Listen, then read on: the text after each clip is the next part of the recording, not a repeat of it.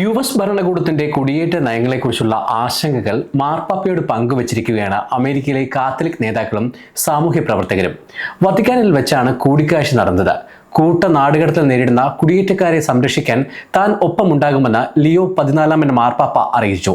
American Catholic നേതാക്കളുടെ സംഘം മാർപ്പാപ്പയ്ക്ക് കുടിയേറ്റക്കാരുടെ അനുഭവങ്ങൾ വിവരിക്കുന്ന കത്തുകളും വീഡിയോകളും നൽകി. ട്രംപ് ഭരണകൂടത്തിന്റെ നാടുകടത്തൽ നയം ആയിരക്കണക്കിന് ആളുകളെ അമേരിക്കയിൽ നിന്ന് പുറത്താക്കുന്നിടെയാണ് ഈ സന്ദർശനം. മാർപ്പാപ്പ വീഡിയോ മുഴുവൻ കണ്ടതായി കൂടിക്കാഴ്ചയിൽ പങ്കെടുത്ത സംഘത്തിലെ അംഗമായ ഡിലൻ കോർബറ്റ് പറഞ്ഞു. വീഡിയോ കണ്ടപ്പോൾ അദ്ദേഹത്തിന്റെ കണ്ണുകൾ നിറഞ്ഞു. നിങ്ങൾ എൻ്റെ കൂടെ നിൽക്കൂ, ഞാൻ നിങ്ങളുടെ കൂടെ നിൽക്കും. സഭ കുടിയേറ്റക്കാർക്കൊപ്പം എന്നും നിലകൊള്ളും, മാർപ്പാപ്പ പറഞ്ഞതായി കോർബറ്റ് വ്യക്തമാക്കി.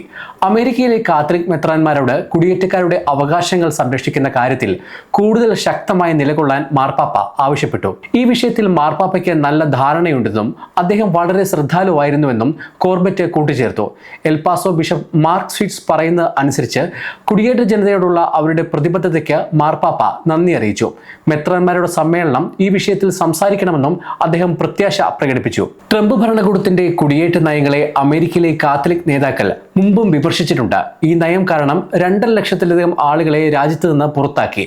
പൊതുസുരക്ഷയ്ക്കും രാജ്യത്തിന്റെ സുരക്ഷയ്ക്കുമാണ് ഈ നടപടിയെന്ന് ഭരണകൂടം പറയുന്നു. എന്നാൽ ഇത് കുടുംബങ്ങളെ വേർപെടുത്തുകയും കുടിയേറ്റ സമൂഹങ്ങളിൽ ഭയം ജനിപ്പിക്കുകയും ചെയ്യുന്നുവെന്ന് കുടിയേറ്റക്കാരും സാമൂഹ്യ പ്രവർത്തകരും പറയുന്നു.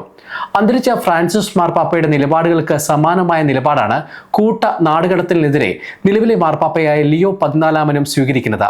ട്രംപിന്റെ നാടുകടത്തൽ പദ്ധതി കുടിയേറ്റക്കാരെ വളരെ ദുർബലരും നിസ്സഹായരുമായ അവസ്ഥയിൽ ആക്കുമെന്നും ഇത് മോശമായി അവസാനിക്കുമെന്നും ഫ്രാൻസിസ് മാർപ്പാപ്പ മുന്നറിയിപ്പ് നൽകിയിരുന്നു.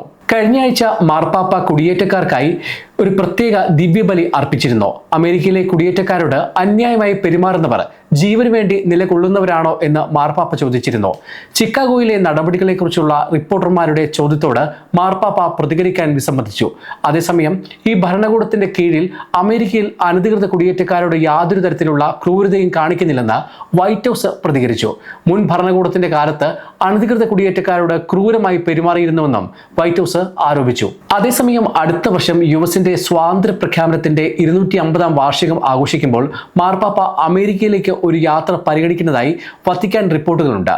പ്രസിഡന്റ് ട്രംപ് അദ്ദേഹത്തെ ക്ഷണിച്ചിട്ടുണ്ട്. മാർപ്പാപ്പയാകുന്നതിന് മുമ്പ് അന്നത്തെ കർദിനാൾ റോബർട്ട് പ്രവോസ്റ്റ് കുടിയേറ്റ വിഷയത്തിൽ ട്രംപ് ഭരണകൂടത്തിന്റെ നിലപാടുകളെ വിമർശിച്ച് സോഷ്യൽ മീഡിയയിൽ പലപ്പോഴും പോസ്റ്റുകൾ പങ്കുവച്ചിരുന്നു. 2016 ഫ്രാൻസിസ് മാർപ്പാപ്പ മെക്സിക്കൻ അതിർത്തിയിൽ സിറ്റി ഓഫ് ജുവാരസിൽ ദിവ്യബലി അർപ്പിച്ചത് ശ്രദ്ധേയമായിരുന്നു. ഈ ചടങ്ങ് എൽപാസോയിലെ അതിർത്തിക്കപ്പുറത്തുള്ള ഒരു സ്റ്റേഡിയത്തിലേക്ക് തത്സമയം സംപ്രേഷണം ചെയ്തിരുന്നു.